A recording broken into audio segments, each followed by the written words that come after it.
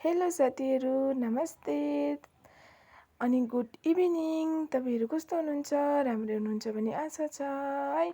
यो भने चाहिँ अस्ति चाहिँ मेरो जेठाजुको छोरीको बर्थडे थियो है। अनि बर्थडेमा हामी गएको थियौँ। मैले टिका लगाइदिएँ, टिका लगाइदियोरी है, दक्षिणा ल्याएर दिएँ है। मैले चाहिँ गिफ्टहरू ल्याउनु पाएको थिएन, अनि त्यही भनेर पैसा नै दिएँ। अनि हेर्नुहोस् न, हाम्रोमा चाहिँ फेरि सानो सानो प्रोग्राममा पनि यसरी है नानीहरू चाहिँ साइड चाहिँ हुन्छ है। हल्का रमाइलो भइरहेको थियो यतिखेर। भने चाहिँ धेरै मान्छे चाहिँ थिएन, हाम्रै 3 घर है, आफ्नै फ्यामिली मात्रै मनाइरहेको थिएँ है। यसरी रमाइलो भयो हामीलाई चाहिँ। अनि यहाँ चाहिँ यो देवर हो, देवरले चाहिँ टिका लगाइदिँदैछ है।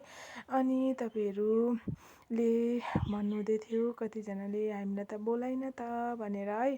तर यो चाहिँ अब केही फिक्सै थिएन हो, यत्तिकै गर्दैन नि त उनीहरूको चाहिँ बर्थडे। अब अहिले चाहिँ ठुलो भयो भनेर अब बर्थडे गर्नै छोडेको थियो नि त। र पनि अब उसले चाहिँ भन्यो है, मम्मी गरिदिनुहोस्, अब यो साल गरिदिनु, आउने साल त अब कतै पढ्नुको लागि जानुपर्छ कि है, केही जबको लागि जानुपर्छ, हुन्छु हुँदिनँ, यो साल चाहिँ अब मनाउनुपर्छ होला भनेर उसैले भनेछ है उसको मम्मीलाई। त्यही भनेर चाहिँ यो सानोबाट प्रोग्राम चाहिँ गरेको है आफ्नै फ्यामिलीसँग।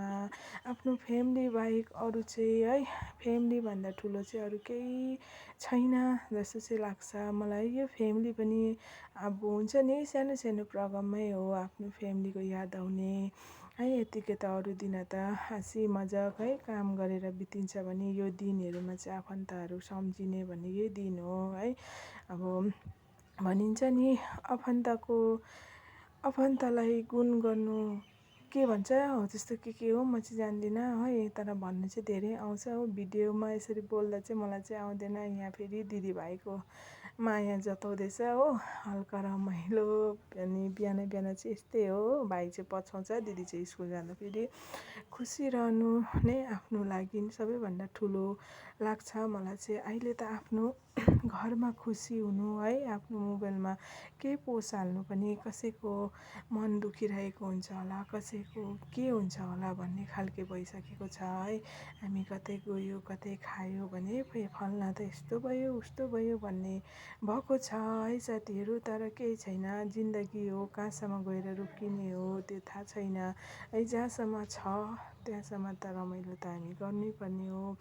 मैले चाहिँ यो चाहिँ के बनाएको भन्दाखेरि एरे बनाइरहेको छु है साथीहरू। मलाई चाहिँ यस्तो जिनिसहरू छिटो छिटो बनाउनु मनपर्छ नि त, छिटो मिठो खानु पनि मिठो हुन्छ है। मलाई चाहिँ सबैभन्दा बेस्ट चाहिँ मेरो यही हो। म चाहिँ बेलुका या 12 बजी है, म चाहिँ यसरी डिनर लन्चमा चाहिँ भातहरू खानु मन लागेन भने चाहिँ यसरी नै ठुल्ठुलो बनाएर खाइदिन्छु। एउटा टमाटर एउटा प्याज हालेर चाहिँ यसरी बनाउँछु, अनि बन्दाकोपी सानोबाट हालेर बनाउँछु।